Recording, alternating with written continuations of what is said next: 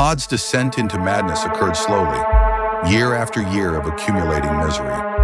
His life had gone on autopilot. He drifted from a meaningless job to another and shed relatives and friends little by little without even noticing. He developed a routine.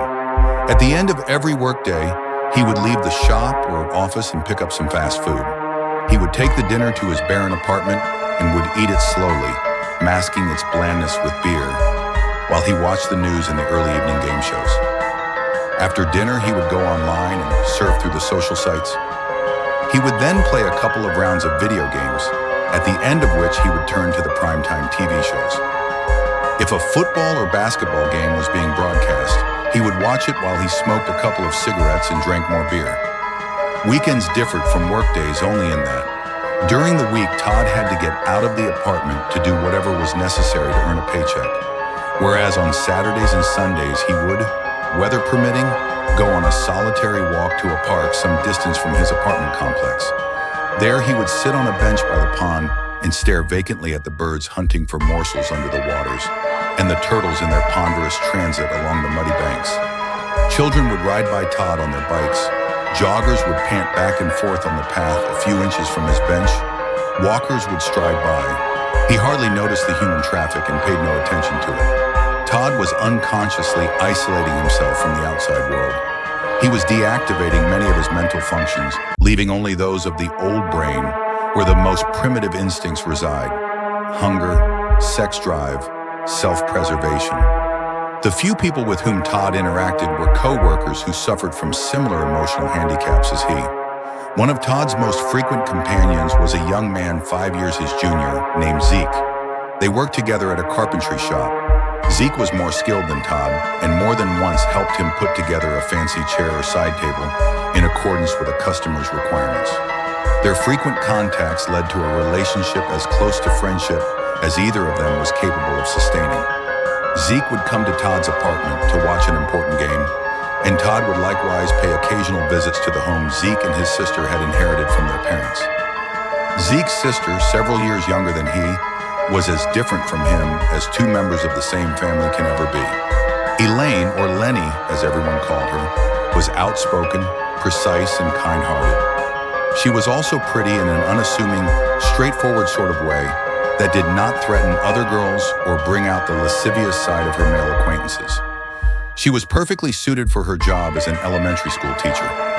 Todd's sex drive was instantly awakened when he met Lenny. Not that she did anything to arouse the man's desire, but her mere presence brought out one of the active elements in Todd's reptilian brain, the urge to copulate. He started dealing with the girl in a coarse imitation of a courtship. Todd began visiting Zeke more frequently. For those visits, he would dress a little better and would try to appear well-groomed. Lenny was out on Tuesday and Thursday evenings to attend meetings of charitable organizations of which she was a member. Todd scheduled his visits to Zeke to avoid the days she was absent. When they met, Todd tried to make pleasant conversation with Lenny and feigned interest in the social issues about which Lenny was passionate: care for the homeless, child welfare, drug rehabilitation. She was polite, but perhaps she saw through his attempts at congeniality. In any event, her extroverted personality dominated their conversations. Being open and inquisitive, Lenny began probing into Todd's habits, his behavior, his beliefs, the things that, for normal people, would have fostered greater intimacy. But Todd did not like to be confronted with the oddness of his behavior. He felt under attack, and his primitive brain started to experience the need to fight back or cease pursuing their relationship. Matters came to a head one Monday night when Todd invited himself to Zeke's house to watch a football game. At halftime, Lenny and Todd repaired to the porch. He holding a beer can, she a Coke. After a couple of exchanges about the game, she turned to him and said, "Todd, I sense you are leading a rudderless life, drifting from one meaningless thing to another without purpose or plan. I like you, but you need to take stock of yourself and start acting like a regular human being."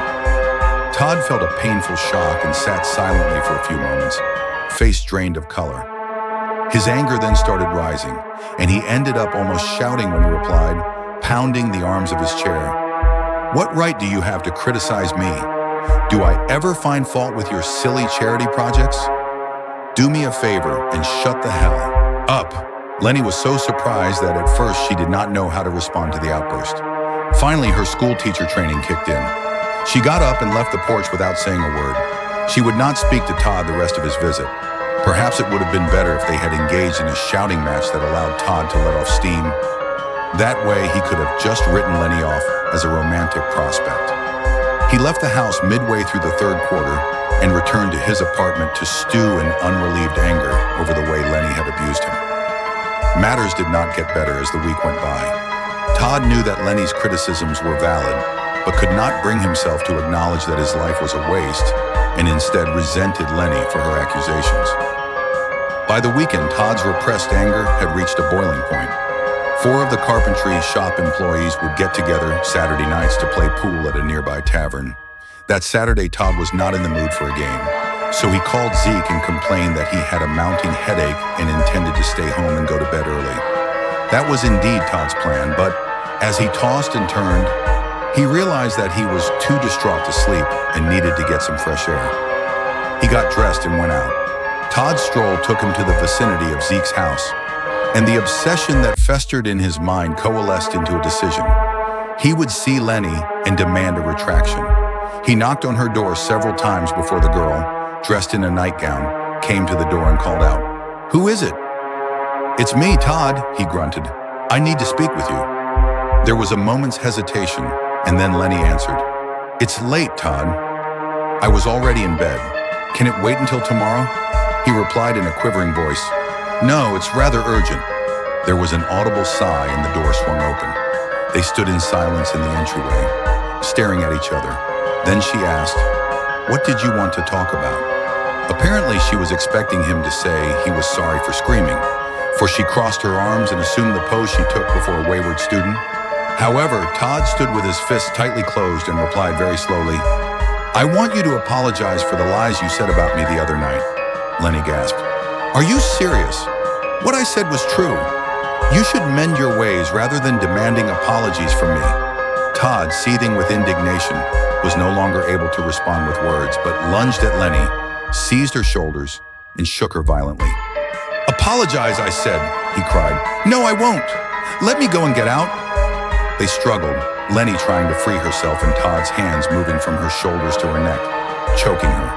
Their gyrations led them back to the front door, against which he pressed her body. Lenny pummeled his chest, but he ignored her blows and tightened his hold on her throat. Lenny started to slide toward the floor and blindly reached out for support. Her hand touched a stand next to the door and landed on her umbrella, which she seized and used to hit Todd repeatedly on the arms and neck. The umbrella was a flimsy bit of pink fabric and aluminum, and the blows she delivered with it served only to further enrage Todd, who ceased trying to choke her and began pounding her head forcefully against the door, striking over and over as she cried in agony. Finally, she went limp. Todd dragged her inert body to the living room and stretched her on the floor. Blood was streaming from the back of her head, turning her blonde hair into a sticky mess. Her breath was coming out as irregular gasps, and after a while it ceased. Todd regarded the girl's prone figure with confusion. He felt regret over his deed. However, the most intense emotion he experienced was a sense of triumph, of accomplishment. He had silenced his detractor, punished her wrongs. He realized he was panting from the effort and noticed that his throat was parched. Perhaps he had screamed as he fought with Lenny without realizing it. He felt a sudden thirst and the immediate need to quench it. He bent over Lenny's body and licked the blood that continued to stream out of her broken skull. His first taste of human blood was unsettling. It was salty with a metallic undertone, and he felt he was engaging in a repulsive act. Yet he kept drinking without pause until he realized he had to get out of the house before Zeke returned. Back home, Todd played back in his mind all that had occurred since he decided to take that stroll. He still felt no guilt, but a full measure of satisfaction. His contentment turned to fear when a new thought assaulted him.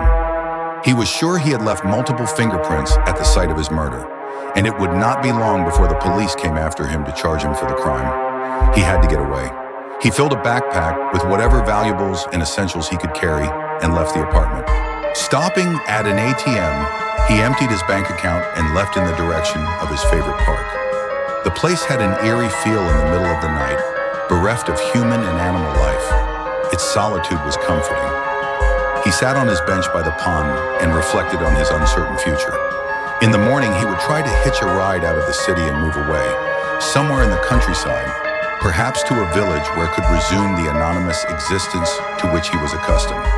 Then another idea took hold of him. The big city was probably the best place for him to hide in plain sight. He would join the homeless people that dwelt under the bridges and expressway underpasses. With luck, he could avoid capture, or at least delay it for a long time. He was now a stalker, a creature of the night that existed by preying on those he hunted or who passed by his hideout. He preferred young ones, sampling their blood and perhaps partaking of their flesh one way or another. He became a legend, stoking the city dwellers' fears during their waking hours and haunting their dreams. He was ultimately captured and confined to an insane asylum, but by that time he felt he had succeeded. His life had been proved to have a meaning after all.